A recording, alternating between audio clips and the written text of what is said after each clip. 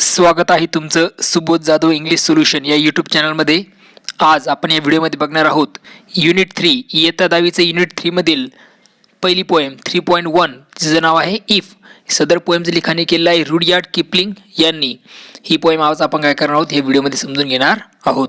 सर्वात महत्त्वाची सूचना अशी की युनिट 3च्या सर्व जे व्हिडिओ युनिट 3चे जे सर्व लेसन आणि पोएम आहेत त्याच्या लिंक्स तुम्हाला डिस्क्रिप्शनमध्ये मिळून जातील.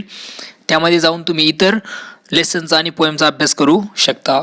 चला तर आता वेळ गमावता आपण सुरुवात करत आहोत युनिट 3.1 इफ या पोएमला समजून घ्यायला.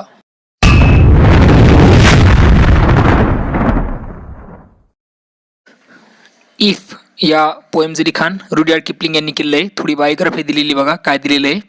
त्यांचा जन्म 1865 आणि मृत्यू 1936 साली झाला. Rudyard Kipling was an English journalist, short story writer, poet and novelist. Rudyard Kipling हे काय होते तर पत्रकार, लघु कथालेखक, पोएट म्हणजेच कवी आणि नोवेलिस्ट म्हणजे कादंबरीकार ते होते. Kipling was one of the most popular writer in United kingdom. Kipling हे काय होते तर एक नावाजलेले असे काय होते तर लेखक होते. कुठले तर युनायटेड किंगडम मधील. इन बोथ प्रोज अँड वर्स म्हणजे दोन्ही प्रोज आणि वर्स या दोन्ही फील्डमध्ये. ओके, त्यांचं काय होतं नाव होतं. In the late 19th and early 20th century म्हणजेच 19व्या शतकाच्या अखेरीस म्हणजे शेवटी आणि 20व्या शतकाच्या सुरुवातीस म्हणजे त्यांना एक या कालखंडामध्ये एक सुप्रसिद्ध लेखक म्हणून ते काय केले जात होते तर ओळखले जात होते. कुठल्या कालखंडात 19व्या शतकाच्या शेवटी आणि 20व्या शतकाच्या सुरुवातीस या काळामध्ये त्यांना एक सुप्रसिद्ध लेखक म्हणून ओळखलं जात होतं. He was awarded the Nobel Prize for Literature in 1907 at the age of 42. ते 42 वर्षाचे होते तेव्हा 1907 साली त्यांना नोबेल पारितोषिक देऊन गौरवण्यात आलं किंवा त्यांना नोबेल पारितोषिक हे प्रदान करण्यात आलं होतं. He was the first writer writing in English to receive the prize. ते पहिले लेखक होते रायटिंग इन इंग्लिश ज्यांचं लिखाण इंग्लिशमध्ये झालेलं आहे आणि नोबेल प्राइज ते घेणारे पहिले काय होते तर इंग्लिश रायटर होते. This poem deals with advice given by father to his son. सदर पोएम जी आहे ती काय तर वडील काय करतात तर मुलाला काय करतात तर मार्गदर्शन करतात किंवा मग ॲडवाईस सल्ला देत आहेत या संदर्भात ही पोएम आहे. इफ या पोएममध्ये एकंदरीत 3 स्टांजाज आहेत आणि प्रत्येक स्टांजामध्ये वेगवेगळ्या प्रकारची रायमिंग स्कीम वापरली गेलेली आहे. ज्यावेळेस मी तुम्हाला 3 स्टांजाज 1 बाय 1 अभ्यास सांगेल एक्सप्लेन करेल त्यावेळेस तुम्हाला काय करतो मी त्या स्टांजांची काय करेल तर रायमिंग स्कीम तुम्हाला मी सांगेल. तत्पूर्वी पोएममध्ये काय सांगितलेलं बघा. कवीने या पोएममध्ये काय केलं तर वडिलांच्या भूमिकेतून मुलाला आयुष्यातील वाटचालीबाबत काय करतं तर मार्गदर्शन केलं आहे असं आपल्याला दिसून येतं. कवितेतील वडील आपल्या मुलाला आयुष्यातील यशाच्या कल्पनेबद्दल सल्ला देत आहेत. कवितेतील प्रत्येक ओळीमध्ये कवीने वडिलांना आपल्या मुलामध्ये अपेक्षित असणाऱ्या आदर्श गुण वैशिष्ट्यांबाबतचा दृष्टिकोन व्यक्त केलेला आपला दिसून येतो. ओके, चला तर आता पहिला स्टांजा काय सांगतो बघा. सुरुवातीला रीड करतो आणि सायमल्टेनियसली एक्सप्लेन सुद्धा तुम्हाला मी करतो. सुरुवातीला आता मी तुम्हाला रायमिंग स्कीम सांगतोय. एकंदरीत 3 स्टांजाज आहेत हे तुम्हाला मी सांगितलंय. आता पहिल्या पोएमची रायमिंग स्कीम काय आहे ती तुम्हाला मी सांगतोय बघा. यू राईम करतं यू सोबत आणि या यू सोबत आणि यू सोबत. रायमिंग स्कीम कशी असते तर शेवटचे जे वर्ड्स असतात त्याच्यावर रायमिंग स्कीम डिपेंड असते. तर हे जे सर्व शब्द आहेत ते एकमेकांना राईम होतात त्यामुळे त्यांना आपण म्हणूया ए. कारण एक जे एकमेकांना राईम होतात त्याला आपलं एकच अक्षर द्यावायचं असतं त्यामुळे सर्व असणारे ए. पहिल्या 4 लाईन असतील त्या ए. ओके, आणि ज्या दुसऱ्या 4 लाईन आहेत म्हणजे वेटिंगचं रायमिंग आता या वेटिंगला आपण म्हणूया बी. कारण वेटिंग हा शब्द या यू सोबत किंवा टू सोबत राईम होत नाही तेव्हा आपण त्याला म्हणतोय बी. लाय सुद्धा यू किंवा मग वेटिंग सोबत काय होत नाही तर राईम होत नाही त्याला आपण म्हणूया सी. पण हा जो हेटिंग शब्द आहे हा राईम होतोय कोणासोबत तर ह्या वेटिंग सोबत त्यामुळे आपण त्याला म्हणूया बी. जसं आपण यूला एक शब्द दिला तशा प्रकारे वेटिंग हेटिंग म्हणजे बी. आता राहिला वाईज होतोय का कोणासोबत वाईज होतोय या लाईज सोबत त्यामुळे आपण त्याला म्हणूया सी. म्हणजे पहिला जे स्टांजा आहे त्याची रायमिंग स्कीम असणार आहे ए. ओके, त्यानंतर बी सी ही रायमिंग स्कीम असणार आहे पहिल्या स्टांजाची. ओके, चला आता स्टांजा समजून घेऊया. सुरुवातीला काय म्हणतो बघा लेखक, म्हणजे पहिल्या 2 लाईनमध्ये. आता प्रत्येक ह्या जी पोएम आहे ती मार्गदर्शन आहे वडिलाकडून त्याच्या मुलाला आयुष्याच्या वाटचालीबाबत मार्गदर्शन इथे करत आहे. तर कशा प्रकारे मार्गदर्शन करतात बघा वडील. If you can keep your head when all about you are losing theirs and blame it on you. Keep your head याचा अर्थ होतोय नॉट गेट अँग्री, म्हणजे काय करणं तर डोकं शांत ठेवणं किंवा मग शांत राहणं. Okay, if you can keep your head when all about you are losing theirs and blaming on it you. इथे कवी असं म्हणतोय की आजूबाजूचे लोक संतापलेले असतील, ब्लेमिंग म्हणजे दोष देत असतील किंवा ते संतापलेले असतील, लुझिंग देअर्स म्हणजे त्यांचा राग आलेला असेल किंवा ते उतावळे झाले असतील किंवा तुला ते काय देत असतील, दोष देत असतील, तेव्हाही तू काय केलं पाहिजे तर तुझं जे मन आहे, तुझं जे डोकं आहे ते तू कसं ठेवलं पाहिजे तर शांत ठेवलं पाहिजे. ओके, तू काय करायला पाहिजे, तुझ्या डोक्याला शांत राहण्याचा तू काय करायला पाहिजे तर प्रयत्न करायला हवा, असं ते वडील त्या मुलाला म्हणत आहेत. ज्यावेळेस इतर लोक तुझ्यावर रागवतील किंवा संतापतील किंवा तुला दोष देतील किंवा खूप उतावळे झाले असतील तुझ्याबद्दल, त्यावेळेस तू काय करायला पाहिजे तर स्वतःला शांत राहण्याचा प्रयत्न करायला पाहिजेत. आता पुढच्या 2 लाईनमध्ये काय म्हणतोय बघा. If you can trust yourself when all men doubt you. Doubt म्हणजे शंका घेणे. But make allowance for their doubting too. आता इथे तो जो कवी आहे तो म्हणतोय की अन्य लोक ज्यावेळेस तुझ्यावर काय करत असतील, संशय घेत असतील, ओके, तर त्यावेळेस तू काय केलं पाहिजे तर make allowance for their doubting too. Okay, तू त्यावेळेस काय केलं पाहिजे तर ज्यावेळेस ते तुझ्यावर काय करतील, संशय घेत असतील, त्यावेळेस तू स्वतःवर काय करायला पाहिजे तर विश्वास ठेवला पाहिजेत. But make allowance for their doubting too. परंतु त्याचबरोबर लोकांनी ज्या टीका तुझ्यावर केलेल्या आहेत त्या टीकांकडे तू काय केलं पाहिजे तर सकारात्मक दृष्टीनं पाहून काही चुका झाल्या असतील तर त्या दुरुस्त तू काय केल्या पाहिजेत तर केल्या पाहिजेत. बट मेक अलाउन्स फॉर याचा अर्थ दिला बघा इथं, consider what others have to say about something. याचा अर्थ असं होतं की बा आपण त्याला म्हणतो की जे दुसरे लोक आपल्याबद्दल बोलतायत त्यांचं म्हणणं आपण काय घेतलं पाहिजे तर विचारात घेतलं पाहिजे. तर वडील सुद्धा तेच म्हणतात की ज्यावेळेस लोक तुला काय करतील, शंका घेतील, त्यावेळेस तू काय कर, स्वतःवर विश्वास ठेव. आणि but make allowance for their doubting too. परंतु हे लक्षात ठेव की त्या लोकांनी ज्या तुझ्यावर टीका केलेल्या आहेत त्या टीकांकडे तू काय करतं, सकारात्मक दृष्टीने पाहून काही चुका झाल्या असेल तुझ्याकडून तर त्या काय करायला पाहिजे, तू दुरुस्त करायला हव्यात, असं कवी इथे त्या मुलाला किंवा वडील त्याच्या मुलाला इथे समजून सांगत आहेत.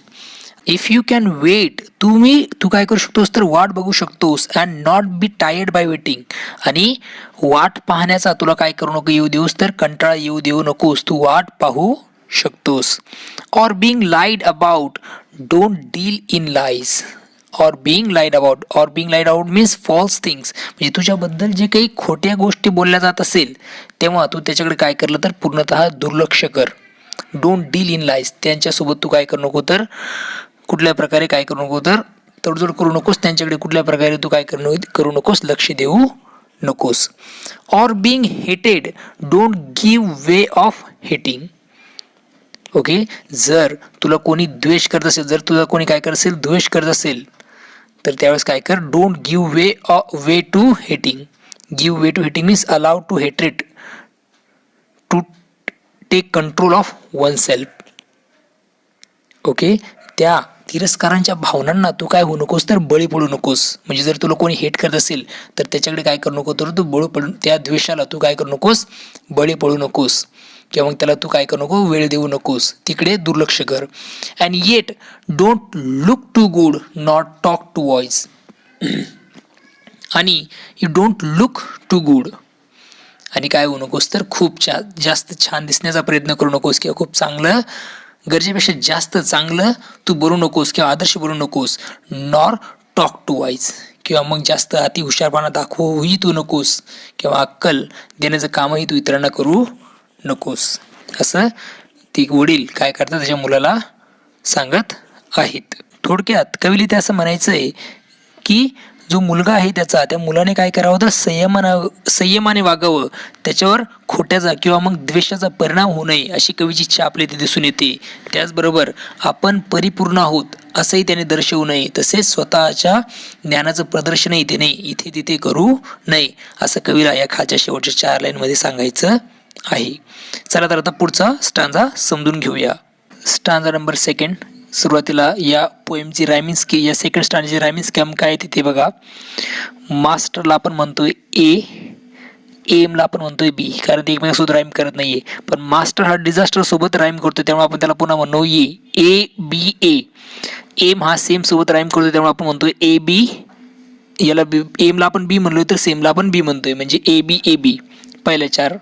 त्यानंतर स्पोकन हा वरती कुठल्या सोबत शेवटच्या शब्दासोबत राईम करत नाही त्यामुळे आपण त्याला म्हणूया सी. फुल हा कोणासोबत राईम करत नाही वरती त्यामुळे आपण त्याला म्हणूया डी. ओके. परंतु स्पोकन हा ब्रोकन सोबत राईम करतोय त्यामुळे आपण त्याला म्हणतोय सी. आणि फुल हा टूल सोबत करतोय त्याला आपण त्याच्यामुळे म्हणतोय डी. म्हणजे रायमिंग स्कीम असणार आहे या स्टांजाची ती म्हणजे A B C D. Okay. म्हणजे रायमिंग स्कीम काय A B C D rhyming scheme या स्टांजाची आहे. चला तर आता स्टांजा समजून घेऊया. If you can dream and make dreams your master, if you can think and not make thoughts your M.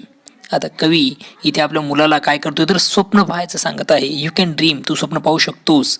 And not make dreams your master, पण काय करू नकोस त्याबरोबर त्या स्वप्नांना स्वतःवर काय नको होऊ देऊ, स्वार होऊ देऊ नकोस. ओके. त्या स्वप्नांना तुझा काय करू नको देऊस तर ताबा मिळवू देऊ नकोस. If you can think and not make thoughts. आता इथे तिचे वडील त्याला सांगताय की त्याने काय करावा, विचार करावा. यू कॅन थिंक, तू विचार करावास, मात्र not make thoughts your aim, मात्र तू काय करावं नाहीस तर त्या विचारांच्या फार तू आहारी जाऊ नकोस, त्या विचारांचं जास्त मागं लावू नकोस आणि त्याला काय करू नकोस तर स्वतःचं ध्येय बनवू नकोस असं तिचे वडील त्या मुलाला सांगत आहेत. If you can meet with triumph and disaster. आता कवी इथे असं म्हणतोय की तू काय करू शकतो तर यश आणि अपयश या दोघांनाही तू काय करू शकतोस, सामोरं जाऊ शकतोस. And treat those two impostors just the same. परंतु त्या दोन्हींना, यश आणि अपयश या दोघांना तू काय करायला पाहिजे तर सारखीच वागणूक द्यायला हवीस, किंवा मग या दोन्ही स्थितींपासून काय केलं पाहिजे तर मुलाने अलिप्तच राहायला हवं असं त्या मुलाच्या वडिलांना वाटतं. आणि त्यामुळे ते त्या प्रकारे त्या मुलाला काय करतात तर मार्गदर्शन करत आहेत. ट्रायम्फ म्हणजे विक्ट्री, विजय, आणि डिझास्टर म्हणजे काय तर त्याला आपण म्हणतोय अनर्थ. या दोन्ही गोष्टीपासून दूर राहायला हवं, किंवा या दोन्हींना तू सारख्या प्रकारे काय करायला पाहिजे तर ट्रीट केलं पाहिजेत असं वडील त्या मुलाला सांगत आहेत. पुढे काय म्हणतात बघा. If you can bear to hear the truth you have spoken, twisted by knaves to make a trap for fool. Knaves म्हणजेच काय, कनिंग, वाईट असे लोक, त्यांना आपण काय म्हणतो नेव असं म्हणतो. नीच लोकांना आपण नेव असं म्हणतो. तर कवी त्याच्या मुलाला सल्ला देतोय की if you can bear to hear the truth, काय केलं पाहिजे तर लोक काय करतील त्याच्या शब्दांचा विपर्यास करून असत्याचा असा प्रचार करतील त्यावेळेस त्यांनी काय केलं पाहिजे तर सत्य ऐकण्याची किंवा सत्य सहन करण्याची तयारी ठेवली पाहिजेत. ओके. आणि हे लोक का बरं करतील तर त्यांचा स्वार्थ साधण्यासाठी ते तुझ्यासोबत असं करतील. मात्र अशा परिस्थितीत तू कसं राहायला हवं, शांत राहायला हवं. Or watch the things you gave to your life or broken. आणि जो काही वेळ, ज्या काही गोष्टी तू आपल्या आयुष्याला दिल्या आहेस त्या गोष्टी तुटताना, त्यांचा विनाश होताना तू पाहू शकतोस. And stoop and build M up with warm out tools. आणि ह्या ज्या काही गोष्टी नष्ट झालेल्या आहेत त्या पुन्हा एकदा नव्याने तू काय करायला पाहिजे तर बांधण्यासाठी किंवा बनवण्यासाठी तू काय करायला पाहिजेत, सुरुवात करायला पाहिजेत. म्हणजे तुझ्या गोष्टी तुझ्या आयुष्यात चांगल्या केल्या आहेत त्या मोडताना सुद्धा तू बघू शकला पाहिजे इतकं स्वतःला तू काय कर खंबीर बनव. आणि पुन्हा एकदा नव्याने काय करायला पाहिजे तर सुरुवात तू करायला पाहिजेत विथ वॉर्म आउट टूल्स. ज्या गोष्टी तुझ्याकडे आहेत त्या गोष्टीने तू काय करायला पाहिजे तर या तुटलेल्या गोष्टींना पुन्हा एकदा तू काय करायला पाहिजे, जोडून नवीन उमेदीने काय करायला पाहिजे तर सुरुवात करायला हवी असं तिचे वडील त्या मुलाचे वडील त्या मुलाला सांगत आहेत किंवा इथे तशा प्रकारचा ते सल्ला आणि मार्गदर्शन त्याला ते देत आहेत. चला तर तिसरा स्टांजा बघूया. तिसरा स्टांजा सुरू करण्यापूर्वी त्याची रायमिंग स्कीम काय आहे ते थोडक्यात सांगतो तुम्हाला. बघा, व्हर्च्यूला आपण म्हणतो इथे ए, व्हर्च्यू टच सोबत होत नाही त्यामुळे आपण त्याला म्हणूया बी, पण यू सोबत ते राईम होतंय त्यामुळे आपण त्याला म्हणतोय, याला आपण यूला आपण म्हणणार आहोत ए, म्हणजेच व्हर्च्यू यू. टच आणि मच म्हणजे याला आपण म्हणणार आहोत बी. मिनिट याला आपण म्हणतोय सी, कारण ते वरच्या कुठल्या शब्दासोबत काय राईम करत नाही. रनला आपण म्हणूया डी, कारण ते सुद्धा राईम करत नाही वरच्या कुठल्या शब्दांसोबत. मिनिट इट आणि रन इथं आहे सन, म्हणजेच इथे होईल डी. म्हणजे रायमिंग स्कीम काय असणार याची, तर बघा थोडक्यात सांगतोय, A B, A B, C D, C D ही रायमिंग स्कीम आपल्याला दिसून येईल.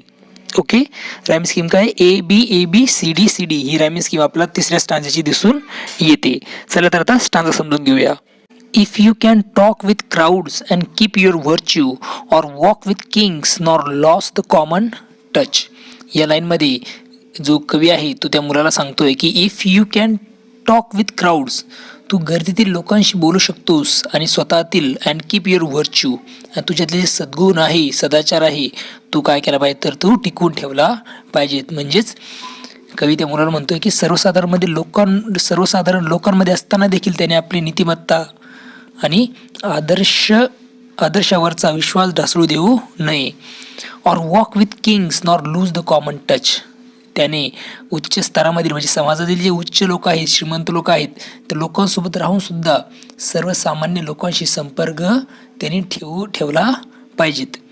ओके, म्हणजे उच्च स्तरांमध्ये वावरत असताना देखील त्यांनी आपला नम्रपणा सोडलायला नको, असं वडील त्या मुलाला सांगत आहेत. If neither foe nor loving friends can hurt you, if all men count with you but none too much. Okay, आता इथे कवी काय म्हणतोय बघा, मुलाने काय केलं पाहिजे तर कोणालाही शत्रू किंवा मित्र या दोघांनाही तिने काय करायला नको तर दुखी करायला नको.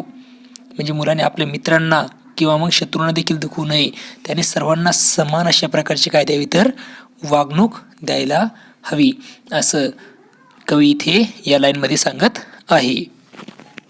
If you can feel the unforgiving minutes with 60 seconds worth of distance run. आता अनफॉरगिव्हिंग मिनिट्स म्हणजेच आहे time that does not stop wait for anyone, वेळ जी कोणासाठी थांबत नाही, जी वेळ न थांबणारी वेळ आहे. जर तिने काय केली विथ 60 seconds म्हणजे त्यांनी जर त्या 60 सेकंदात भरली किंवा मग तिने त्याचा जीवनातील एक क्षणही तिने काय केला नाही तर वाया घातला नाही, म्हणजे प्रत्येक क्षणाचा योग्य वापर जर तो करू शकला तर yours is the earth and everything that is in it. तर या पृथ्वीवरील प्रत्येक गोष्ट ही तुझीच आहे. That in it and which is more you will be a man my son.